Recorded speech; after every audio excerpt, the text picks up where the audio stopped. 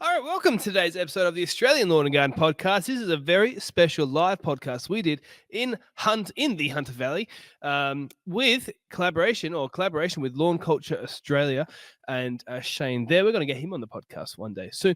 But this event was very special. We had an awesome lineup. We had Brenton Kliem from the Aussie Lawn, previous guest, one of the best lawn content creators when it comes to technical knowledge, ex-greenskeeper. Check him out on the Aussie Lawn on YouTube. We also have Joe Rogers from Lawn Solutions, so your Tiff Tuff, your Sir Walter Buffalo, and the new Zoysia Australis, amongst many other things. But yes, lawn expert there. We have Garry Ashton from Aussie Lawn Stars, one of the original lawn podcasters, especially for the contractors in the industry, and Sean Duncan from Blade Mate, who is one of those great guys who does those free cleanups. Probably the most. He definitely has the best voice in the industry. Also, one of the nicest guys I've ever met in the industry. So they were our expert panel, and we took questions from the audience. Great audience questions in this, and also like just listening back to it, just being honest, great answers too. I want to say about Lawn Culture Australia because they are the team that made this happen. I wasn't even thinking about going to the Hunter Valley. They called up and said, I reckon we can make an awesome event. Let's work together. We did, and they were right. It was a great event.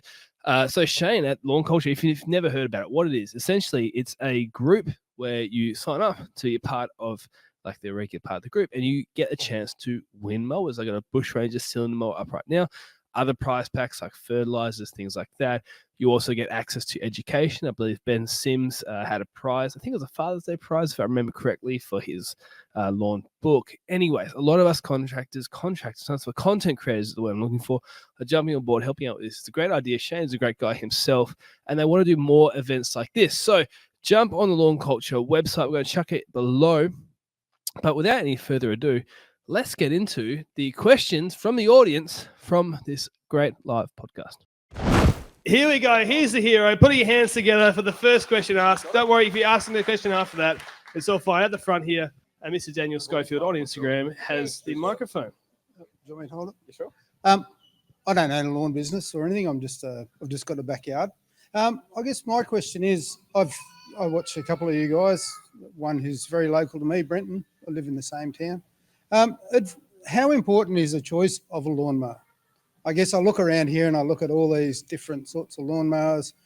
I don't want to produce a lawn of someone like Brenton's quality or others I've seen. I've just got a nice bit of lawn in the backyard. It's quite a reasonable size. I'm just wondering where do you get your advice from when you want to buy a good quality, when you're just stepping up from just, your run-of-the-mill Victor or whatever? And in your experience, I guess there's places like this where there are people who know what they're doing, but, a lot of people that sell lawnmowers they're just trying to sell you a lawnmower. So I guess, who do you go to? Who's your go-to? And what are the most important things you're looking for, I guess? Well, Brenton, you're probably the best person to start asking that question, answering, I should say. It's probably people asking questions and people listening. If you go somewhere, for example, a big box store, and then you'll get exactly what you say. You get someone that's like, we've got this one for $400 and this one for $500. If you need anything else, just let me know. People that are going to take the time and ask you questions and go, right, what sort of lawn have you got? What sort of a finish do you require? How big is your yard? All these questions are really, really important because it helps you sort of come back down to narrowing down to, okay, so this mower here might not be suitable because of the grass type. So, for example, a cylinder mower behind us here is really, really, really gives a really good finish for a really high quality lawn. But if you're an average lawn, you've got to find out, okay, what do you want from it? Do you want to cut short? Do you want to cut taller? So by asking lots of questions, a properly trained store, for example, like this place here, will be able to guide you into a particular mower based on your needs. And, if you're one that wants to mulch, so there's certain mowers here that are in the store that are really focused on mulching that have catching ability, but it's not their first preference. Their first preference is to do a mulching mow. Then there's other mowers that primarily catch grass, but then have the ability to mulch on requirement. And that is actually very different. There's other considerations. If you're collecting perhaps wet grass, you might look for something that's got a fully open chute rather than a half or a quarter chute. So it really comes down to, it's important to have stores like this that do actually take the time and ask those questions to tailor a mower, because buying a mower on price is not always a smart move because you buy it twice, 9 times out of 10. Next question. I do have a question for you, Joe, as we're finding the next question. So whoever's got the next question, chuck your hand up. But for you, Joe, is it often on that lawnmower subject, do you get it quite often that people say they buy a certain type of grass from you guys, treat it poorly and blame something like a mower? And if they do, is it ever really the mower that does No, they always blame the grass. I guess I'm blaming the grass. But just further to your question there, it's a hard one because you can get such a good result out of a common rotary mower. You can get a really, really nice cut and a really good finish. Just think if you want that special finish, you've got to go the cylinder way. If you want striped, if you want a really manicured lawn, you have to go a cylinder. Cylinders are more work as well, more maintenance. You got to backlight. You got to have lots of time on your hand, like Brenton does, who doesn't work that much. And then, but you can get a really good finish out of a rotary. I just want people to know that you can get a nice, neat lawn. But if you want to go to the next level, it's always a cylinder. But sorry, I got sidetracked from crap and Brenton. But to your question, it's horses for courses. If you've got a fine leaf grass, generally a cylinder mower is the mower for you for a really fine leaf turf like a zoysia or a couch grass variety. Buffalo grasses are still fine under cylinder cuts, but they look just as good under a rotary cut. The thing is with mowers, it's always two things: sharp blades, and the more you mow, the better your lawn's going to be. That's just a golden rule at the end of the day. So often people come to us and go, "Oh, I want my lawn to look like my local golf club," and you're like, "No worries, just put on 4 greenkeepers and mow it 4 times a week and it will."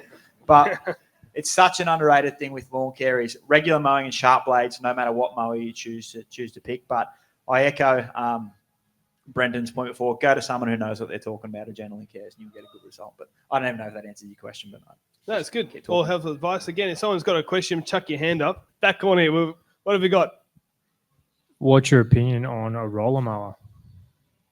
Roller mower, as in like a cylinder mower? No, like a rotary roller. Oh, like rotary Rosport, roller. Or there is a Toro one out there. Sorry, I don't want to keep talking, but I have an opinion on them. I think they're really, really good. There's a Toro one out here. I think there is a Green Life Turf Farm near us. They have one on their plots, and it looks like a cylinder finish. I've never used one myself, but I've just seen it being used, and I think they're really good. But that's just. Do you have an opinion, Brenton?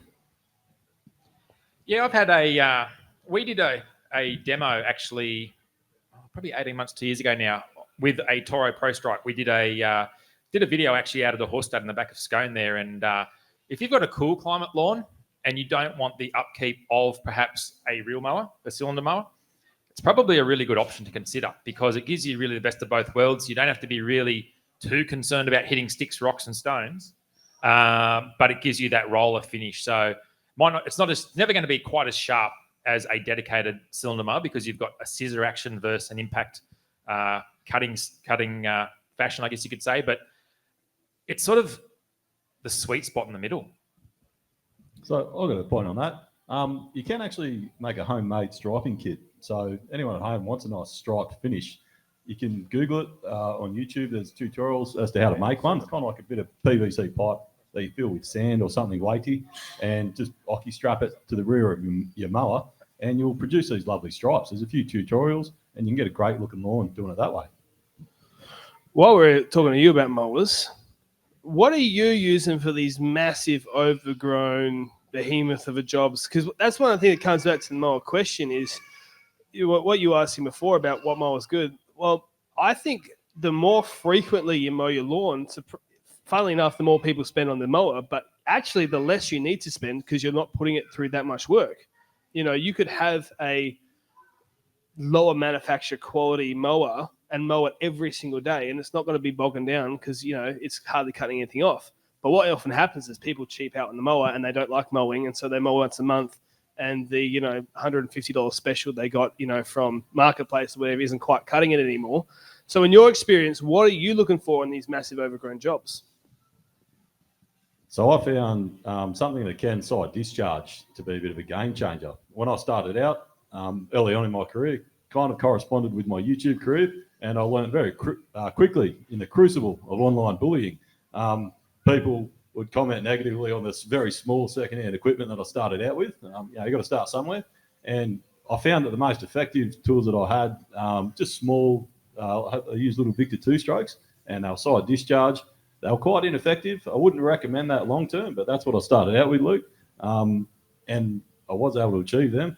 Eventually, working my way up, I ended up with a what do they call them? The Super 600. It's a 600 millimeter Victor side throw. I call it Queen Victoria because it's just a big red mower. Side throw, that was great for the long stuff. So yeah, longer stuff, side discharge I would recommend if you kind of want to hit it with 1 or 2 passes. I believe there might be a few out there, side discharges, but yeah, that's generally a good start, especially if you can only get to your yard, or if you have a larger yard, not too frequently. And yeah. Nice. What else have we got from the audience?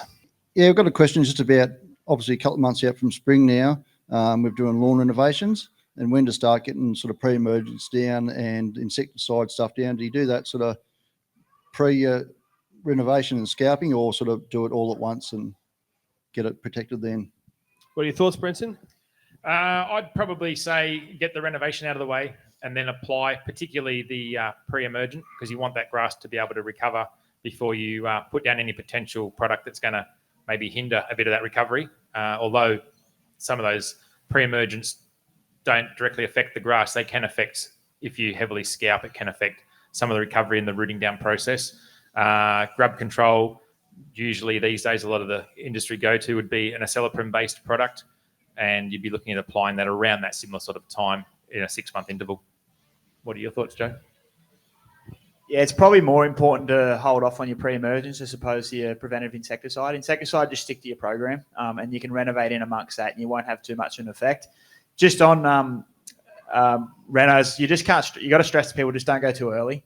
You got to wait till you're regularly growing and you're regularly mowing. Otherwise, it'll come and bite you in the backside because you'll be staring at sand for longer than what you want to be staring at sand for. But yeah, preventive insecticide, just keep on your program and don't worry. But preems, like Brendan said, just wait till you get a bit of recovery after your reno, and you're probably best to do it then. It doesn't matter if you've already applied a pre-emergent. You still go ahead and renovate. Just stick to your program and you'll be fine. But just don't scalp, sand, core, see 10% of your grass come back and go straight in with a pre-emergent, because you can cause it to go backwards a little bit at the start there. I've got a question for you, the audience. How many people are here are small business owners in the industry or work as a employee in the lawn and garden industry at all? Could you put your hands up? So most people here are homeowners then, right? So most people probably homeowners and lawn enthusiasts. Because I was going to ask you, Garry, very quickly, for the small business owners out there, it is getting more popular for people to get into renos. Yes. Are you seeing that a lot in the industry? And what sort of things are you seeing around that space of people trying to diversify their services?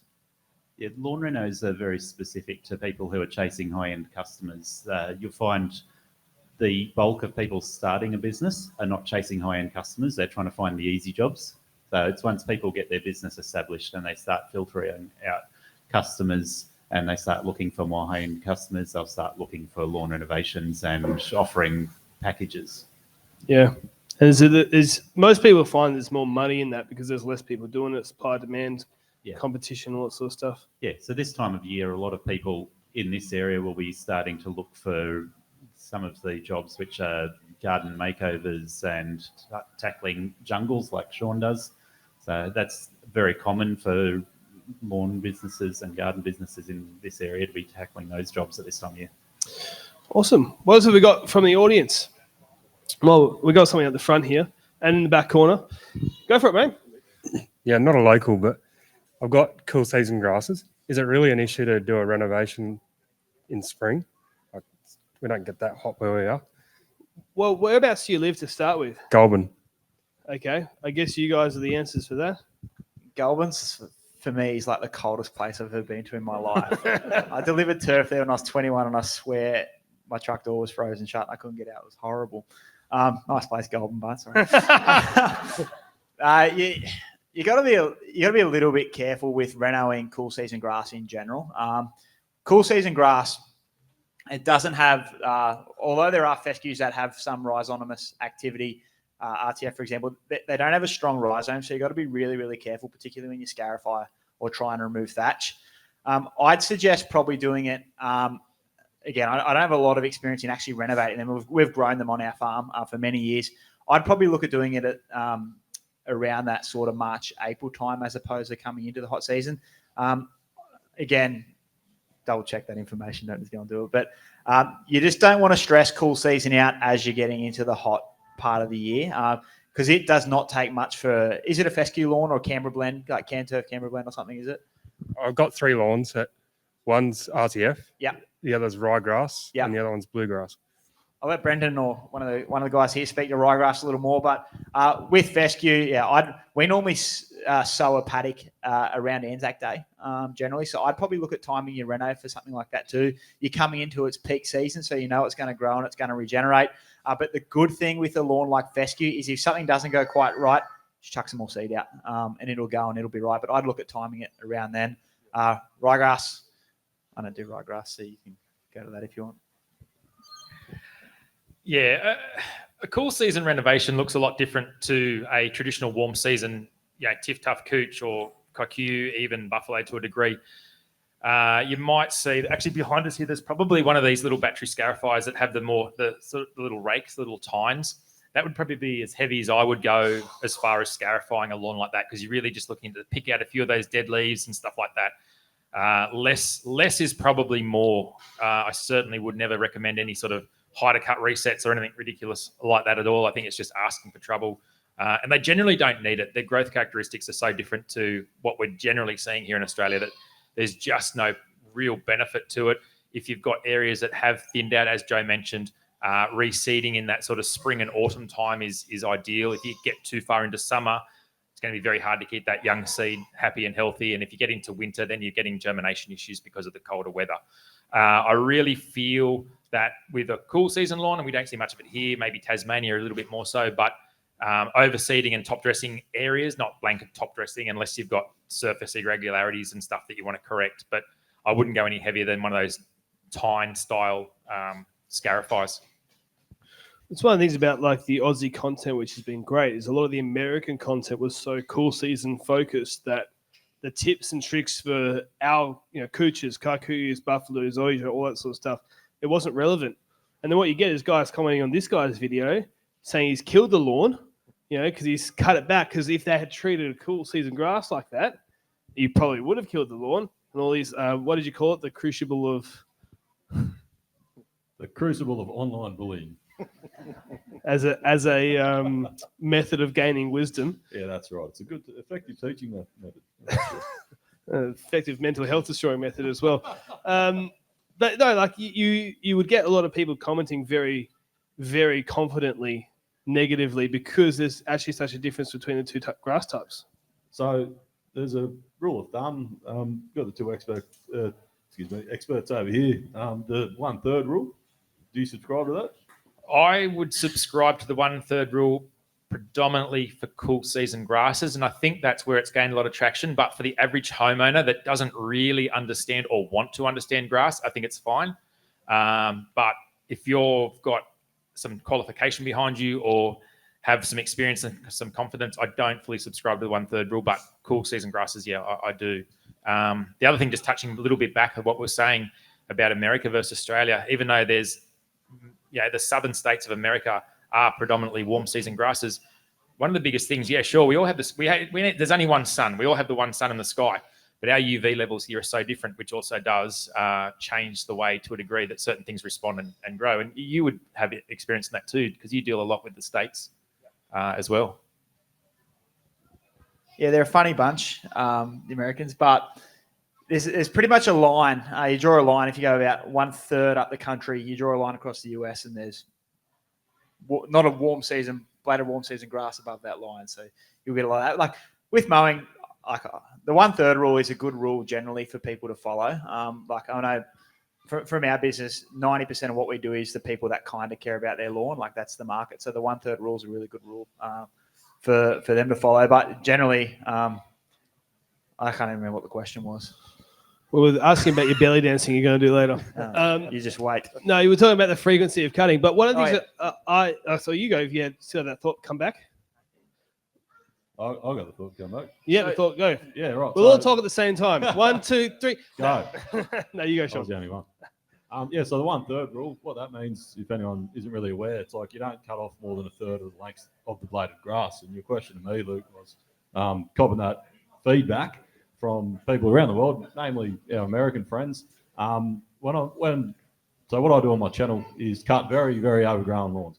And a lot of the time, if it's kind of, knee high or above, it's just not practical to subscribe to that 1/3 rule. Otherwise, I'm cutting, kind of 20 centimeters off a 3-foot lawn, and that just doesn't make sense. That's not why I'm there. I'm not going to do that. And so I get a lot of negative feedback. Oh, you should only cut off 1/3. I'm like, mate, explain how. Well, what I see happen with homeowners is when they stick to it, they get it the wrong way around. So instead of going like, oh, I want to cut my lawn every fortnight, I can only take 1/3 off. Their lawn just gets slightly higher and higher each time. They should be thinking about it backwards and going, when I've got 1/3 of growth is when I should be cutting my lawn to maintain it at that height. So one of the things that I talk to a lot of business owners about is the frequency of cut. And I think Brenton would probably subscribe to the more frequent you cut the lawn, the better it is. So if you're cutting weekly in Australia, you get shouted at if you're running a business. But if you cut fortnightly, then people start to see value in what you're doing and they want to pay less. So going back to your original question, cutting frequently, particularly with your cool season grasses, that's still going to make a big difference to the quality of your turf. The thing that came to my mind when you asked the question is, have you done a sample? And if you've got a core sampler, you can very quickly have a look at the quality of your soil as well as your turf. That will give you the best answer as to what renovations are worth doing on your different types of grass. I've got an interesting question. This may be controversial. What's everyone's thoughts on robot mowers at the moment? I know, Gary, you're a lover. I'm biting my tongue. Does anyone else want to jump in? You start, Gary. Yeah, so going back to one of the other questions we asked earlier, the cutting with the not the rotary mower, so the rotary with a cylinder on the back of it. One of the things that I've seen come up, and robot mowers answer this question really well, a rotary mower will cut about 1/4 of the grass compared to a normal cylinder mower, real mower. So if you're cutting with a cylinder mower, I know, watch Brenton, and you'll cut the same piece of grass 4 times because you start going this direction and then you start going this direction, then you start going diagonally and then you do the other diagonal. You don't need to do that with a cylinder mower as much as you need to do it with a rotary mower, because the robots, going back to your question, robots work on that theory. They need to cover that same area a lot of times with really thin razor blades so that they keep your lawn looking spectacular. And I'll disagree with Luke on this. I think a robot mower will do a better finish than a cylinder mower. Well, other than Gary being completely wrong there, Joe, do you have any other thoughts? I agree. It's horses of courses. I'm a fan of robot mowers. I own a robot mower. I have quite a large lawn that I don't have time. Again, not semi-retired. I don't have the time to get to it. So I have one, and the quality of cut is unreal. But again, they're not so suited to the residential lawn. I still think our walk-behind mowers are the go for that. But if you've got a lawn that is a little bit on the large side and you are time poor, the finish you get from a robot is really, really good. I mean, I've got a Husqvarna one, and I feel comfortable saying it because there's a Husqvarna logo up there. So I think I'm doing something right of a service there. But again, they're good for certain situations, but they just haven't really nailed the small lawn market yet. But from a cut point of view, they're razor blades. They're cut finishes. Unreal. The challenge with homeowner stuff is often getting between sections, and then the amount of edging you still need to do anyway. Whereas, at a big property like yours, I've seen some photos online or whatever, like you've got a lot of open space. So most of the work is mowing. So if you've got to grab the lawn trimmer out every now and then, it's not the end of the world. Might spray some edges where you don't, need that higher look. Yeah, no, I hate trees and I hate gardens. So my place is just grass. And it's good though, because it just leaves a strip around the outside. So I've got a push mower and whip snip around the outside, but I spray grass regulator on it and do it once a month, and it's good. On the subject of trees and gardens, mate, you'd probably get sacked if you put too many in anyway, being in your job. No, anyways, what are your thoughts, Brenton? I would have thought that Joe would have delegated that role. I didn't think he'd hand mow or whippersnip anything. His hands are a bit too soft for any manual out all day. Yeah. About time a bit came back his way. That one time it was cold in Goulburn, he quit manual labour after that. That's all he could handle. So what are your thoughts on robot mowers, Mr. Lawnman? I reckon they've got their place. It can give you the opportunity to focus on a particular area. So if you have got X amount of time available to you, it gives you the opportunity to let the mower do the more mundane mowing if you want, and you can focus on a particular patch, be it your front yard or whatever the case may be. For me personally, and mowers are subjective, they might work for some people or some situations and not others. Not fully opposed to them. And I don't think that they can deliver the same sort of a finish as a shortcut reel mower myself. But again, it depends on what your end goals are. I just want to add a humorous opinion about robot mowers. I think they're funny. I drive past one and I see it out the front. I remember my kids were going, "What is that?" And that's my anecdote. I was going to ask you a question though about it, because you do these overgrown jobs and then you leave them. And if we're honest, if someone's in a bit of a bad way, health-wise or whatever it is, really busy, you're probably going to have to come back in a year's time and redo it. I wonder if you could, obviously you need a sponsor to cover this because it'd be incredibly expensive for you to buy a robot mower every time you did a free job. But for certain places where someone's, say, gotten really elderly, they can't keep on top of themselves, it's a trip hazard, I wonder if you could get a sponsored robot mower in to then maintain it after you've got it back to a reasonable spot. I think that's a brilliant idea. Husqvarna, all right. Yep, I'd put that at the end of every video, and he's talking through setting one of those up, because what Luke just mentioned, I do a lot of this work for some people who just haven't been able to do it themselves, and then sometimes they might have family that can come and help them do it, or I may, if I'm able to, come back and do it, or etc. But generally speaking, a lot of the time they might not be able to, and robot mower, Husky, that would be a solution. Or any other brands, a few of them. Have we got any other questions that you've noticed there, Daniel? The main thing was, like, say for the area, if you're new to setting your lawn and everything up, what would be two parts of the question? What's your pick for your lawns to go with? And then like your basic lawn care package it would start with, like, where would you start? So you're talking about setting up the lawn, so installing the lawn, how you would do it, or? Yeah, so setting up your lawn, like what grass you go with, the soil, how you'd set everything up. Yeah. I'll let you answer in a second, which will probably be better than mine, so you'll make it look like it was a really good answer. But in Perth, we can't do any lawn installation without irrigation. Like, it's just no point. In fact, we, as our business, we do not take on any clients who don't have irrigation. And the reason is that we do these package type services, and so when people are paying for a result, and the lawn will just die in summer. I've said this so many times, but we had 1.5 mil in 7.5 months. So 1.5 mil of rain in 7.5 months from basically October through till mid-May. So that was the worst we've ever had it, but it is usually that dry or very dry in December, January. You just don't get anything to grow. And I still though think that when you are installing a lawn, even if you don't quite need it in certain areas, depends, some areas you don't need it at all. But if you are out there hand watering, I still think like that's the perfect time to do it, because it's so much easier to install irrigation before you have a lawn down. And it's actually not that much more expensive than the whole process.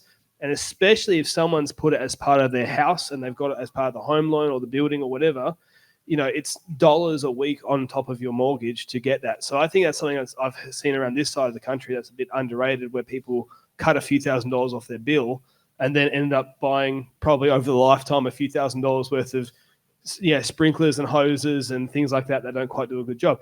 But you obviously answer this question every single day of the week. Joe? No, it's one of you.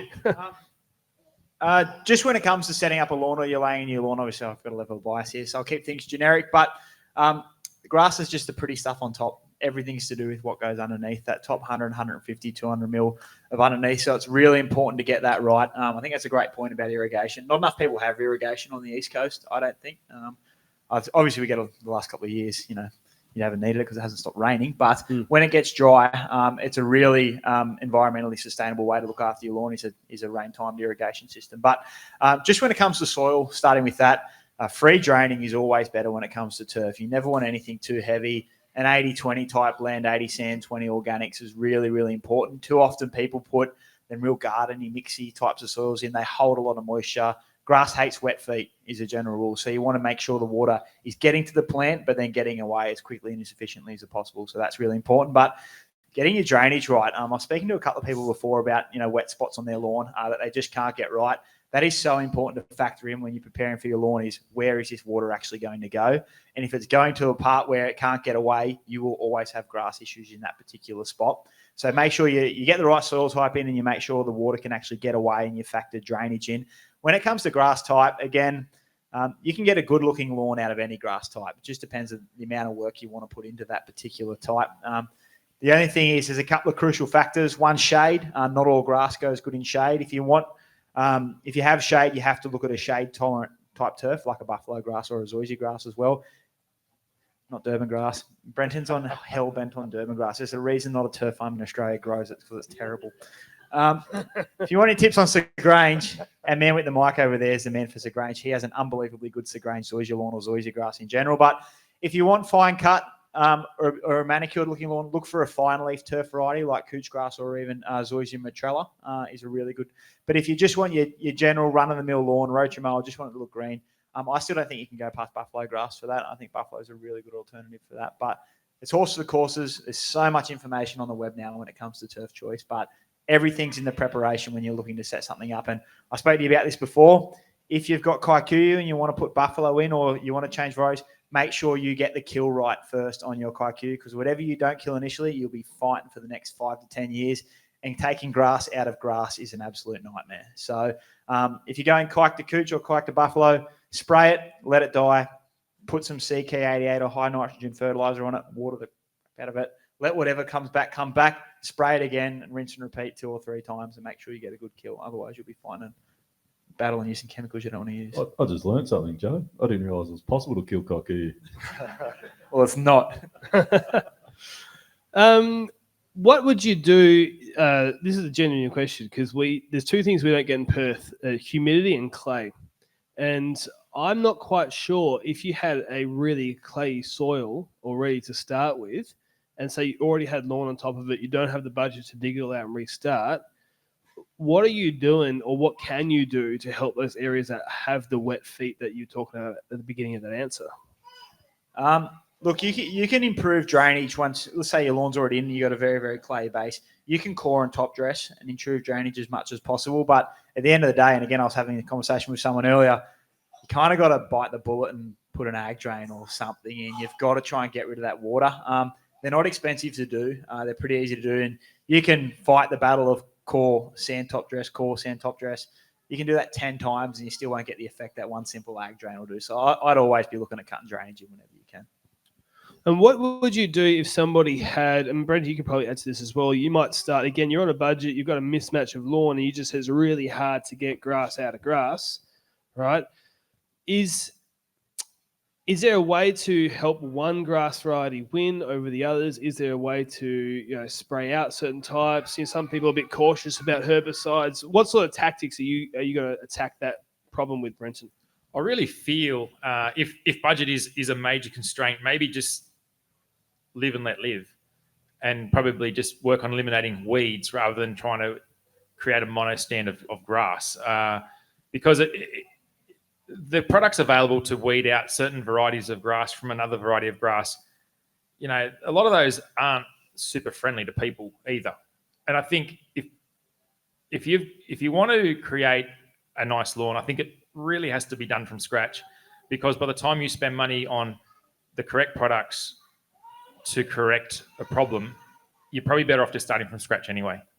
Or, as I said, let the 2 grasses or 3 grasses live together and just kill the unnecessary broadleafs and bindies out of them and just feed them and make it green and make it happy. Because if we're working on a budget constraint, then that's probably the way I'd go than spend money on chemicals. All right. What else have we got from the audience? Anybody got more questions that they would like to ask? In the back corner here.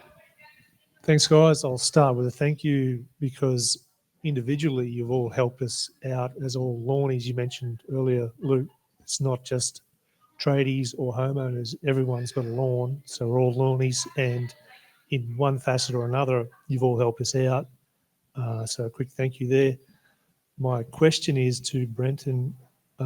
You've done a handful of individual focused either repairs or focuses on lawns in your local area. Is that something you're considering doing further in your local area? Pointedly, the question is to community groups such as schools and that sort of stuff, broader acre stuff? It's definitely an option, but my biggest issue would be availability of time, regardless of what Joe thinks here about me being semi-retired and part-time and not really ever doing a great deal. I actually do quite a bit.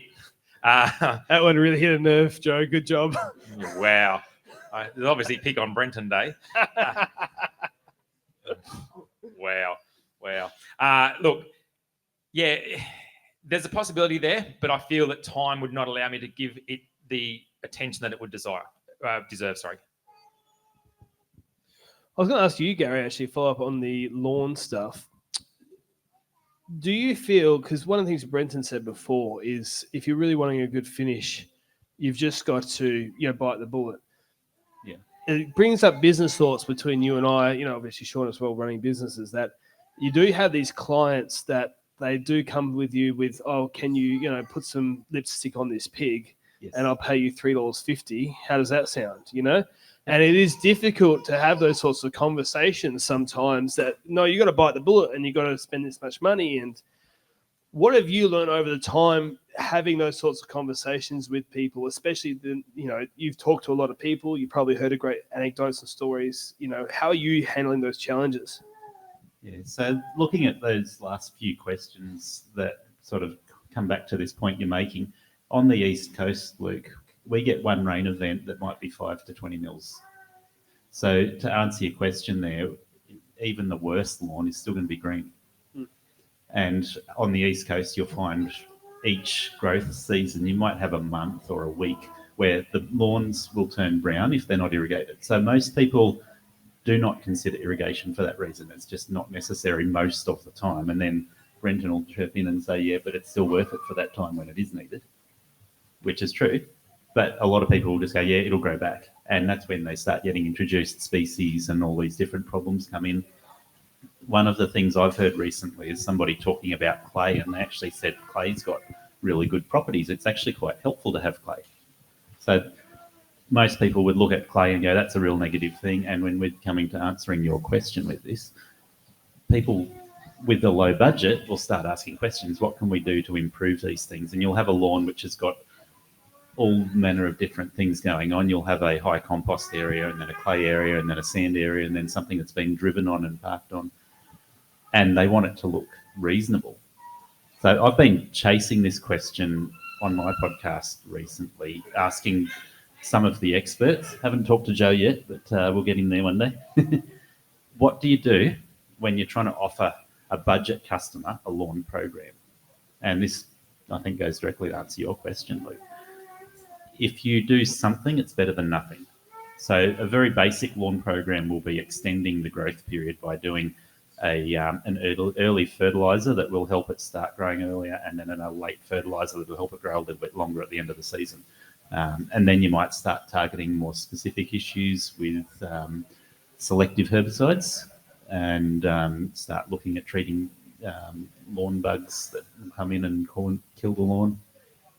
It depends on the customer as to how many of those things they will choose to buy into. And if you're looking at what a homeowner will spend on a lawn in this area, it'll average around $1,000 to $3,000 or $4,000 a year that they will actually spend on their lawn if they're paying somebody to help them.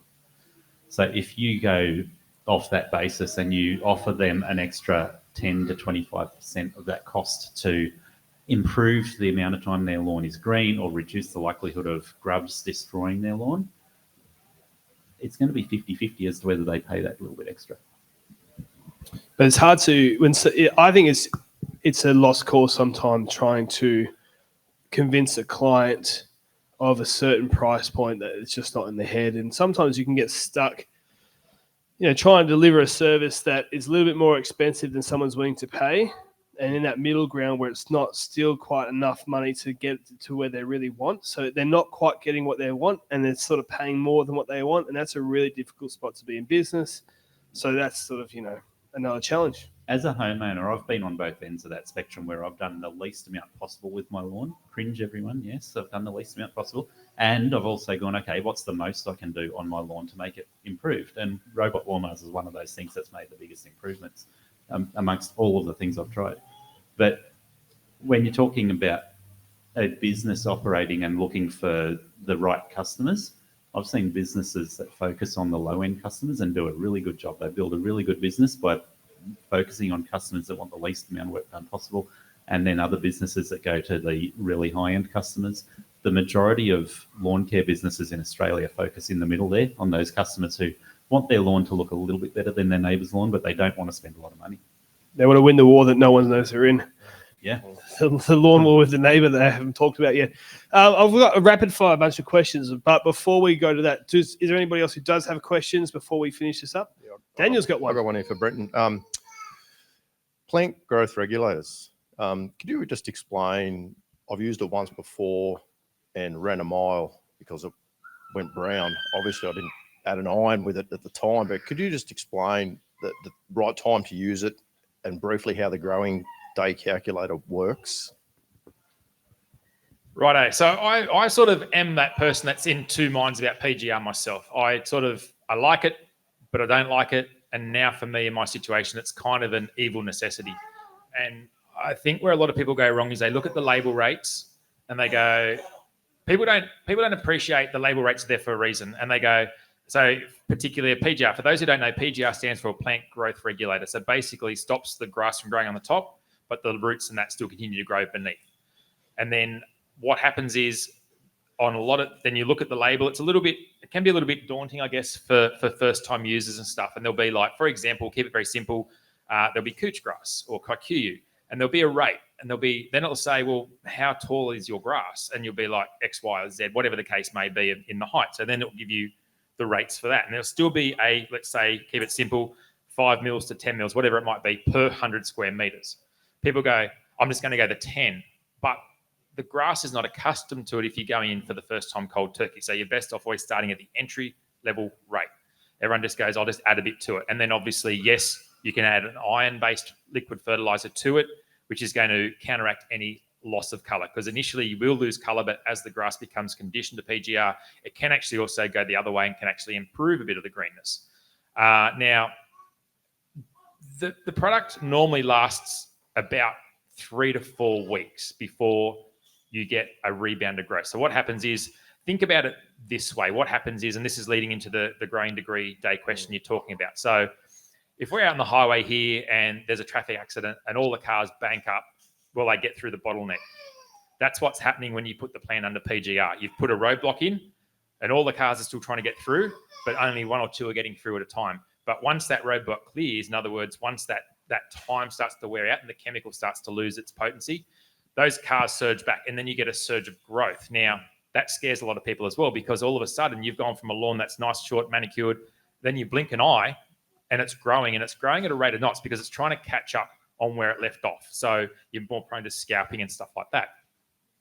So the way we can sort of counteract exactly when that's going to happen is we can use what's called a growing degree day calculator. So I'll try and dumb it down as best I can to keep it sort of simple, but basically a warm season grass will have a base temperature of 10 degrees, whereas a cool season grass will grow down to 0 degrees. So we're going to keep it again simple. We'll talk about couch or kikuyu. We set it at 10 degrees, so minimum. There's plenty of sort of online calculators around. Now, what it does is it's a formulation, a mathematical formulation between your maximum and your lowest temperature and during the season, with a base of 10 degrees Celsius. So a lot of couch is running at about 180 to 250 thereabouts, so we'll call it 200 degree days. So basically when that figure adds up to 200, you know that product's about to wear out. It's time to reapply. If you're getting a rebound of growth before that, you can either do one of 2 things: spray more often at a lighter rate, or gradually increase the product step by step. Does that just confuse everyone even more? I've got a great way of doing it. What you do is you start by drawing a little willy in your lawn, and then you go over the whole thing evenly, and so it all gets suppressed. And when you start seeing a little willy form again in your lawn, you know you need to reapply. How's that for professional advice? Well, I've never actually thought about it that way, but it would work, wouldn't it? It might keep me up tonight. Just one thing on PGR apps, or say you spray Primo or Astra or whatever you're going to spray. I think the rates like 20 to 30 mil per 100 square meters, depending on the height of cut. General sort of height of cut, yeah. halve it when you do your first app. That desert halve it, or go like 8 to 10 mil. You got to wean, like Brenton said, you got to wean your grass onto PGR. You can't just go bang, otherwise you run into problems. And you can mix it with iron and that sort of stuff to supplement a little bit of discoloration. But we've had a lot of turf production farms are using Primo Max now for grasses like Tiff Tough, where they got it ready, and if they don't keep on top of the mowing, it'll get out of control. And they've run into a lot of troubles because turf farmers are like anyone here. They pour and they don't read. So they get a product and they just tip more in. The more you pour, the better it gets. But it's the total opposite to that. Look at the label rates and ignore everything that you say to me. Look at the label rates and then halve it for your first app and then wean it back on. You'll get a heap better result. You won't get the marking that you got this time. All right, rapid fire questions. One more chance if you want to ask a question. I feel like we're all done from the audience. But here's the rapid fire questions then, okay?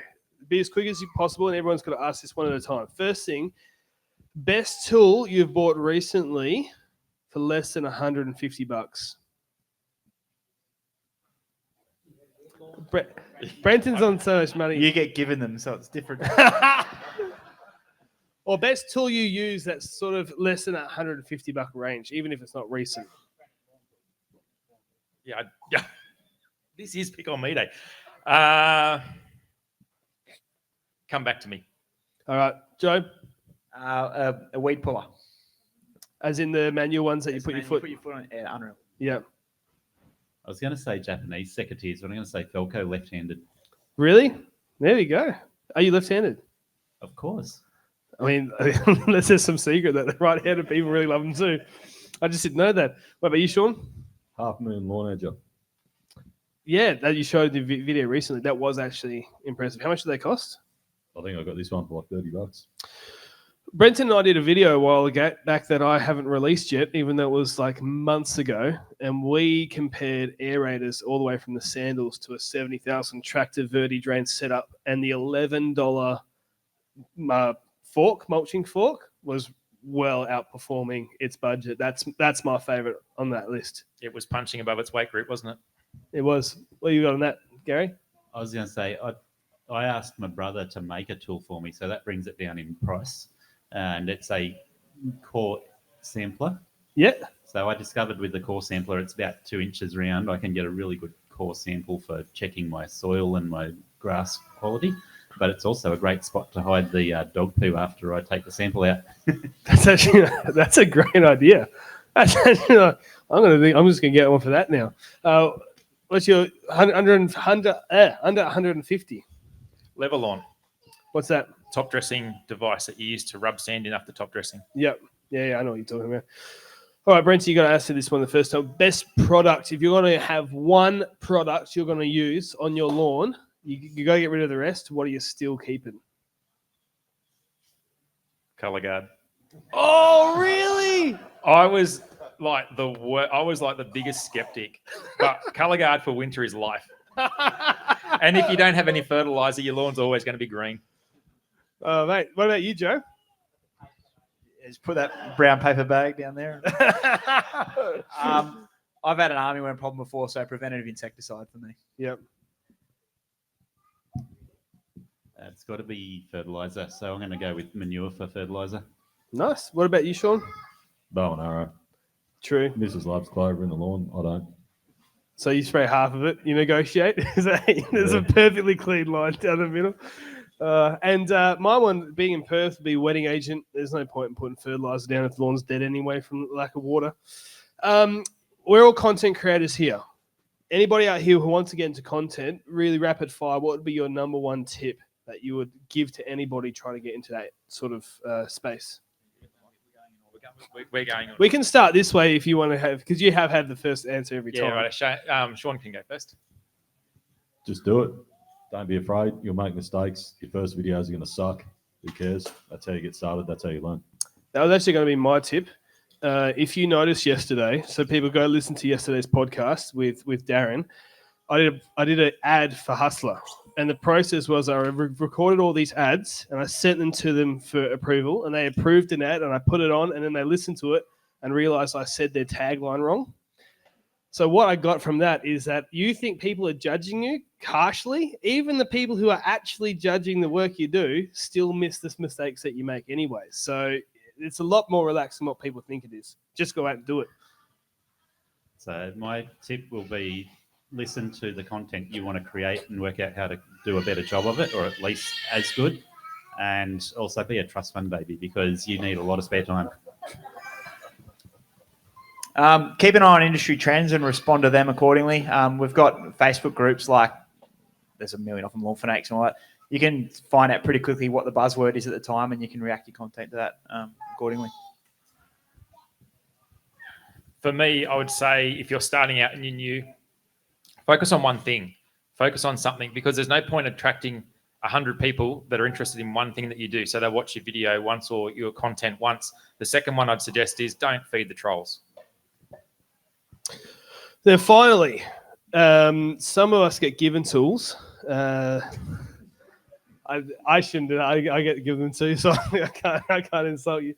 Some of us get given tools, but there's certain brands or something that you still really want, maybe something really expensive. If you could get like given, or you just won somehow, any lawn related tool, doesn't matter how expensive it be, what would be the number one dream tool? I will start. I've never used this before. I think I will love it, but there's a company from America who just delivered to Australia, because I was actually contacting them last year, and they do a walk behind dropping top dress spreader, which I need because the Eco 250 throws too far for our big lawns, and it's called Earth and Turf, and they're expensive, but they look really good. And it might be rubbish because I've never used it, but I'm just really intrigued by that thing. So that's my pick. I think we manufacture one here in Melbourne, but I can't remember what it's called. Ooh, there we go. Is it? It's coming next week. Oh, gee. All right, I'm towing on the back of the Swift on the way home. What about you guys? I was going to say what you said. I've seen those in use, and anyone who's top dressed a lot of lawns, back-breaking labour. Have you seen their stand-on one? Yeah. Yeah, that's too big for me, but that is a really cool machine. Again, I don't know if they actually work reliably or anything, but on the Instagram reels, they look sexy. That's what Instagram's for. What about you, Gary? I like your idea of the drop-in top dresser, because the sprayer spreaders tend to not get it quite as even. So I think that's a really good one. But my tip would be go for the remote control slope mower. Ooh. Any brand except for the really cheap Chinese one. Yeah, well, was it? No, there was the Altos track thing out there, but they've got the Raymo. Raymo, Green Climber, McConnell, there's a bunch of other brands. Mow Raider, I think Tim the Lawnmower Man's been testing out. I don't know if that's good on slopes or not. Yeah, that's sort of on the high end of the cheap Chinese ones. So I don't know about price point. He was driving it through his living room the other day, sitting on it, so at least he can handle a 7 foot tall man, because clearly he is. Yeah. What about you, Joe?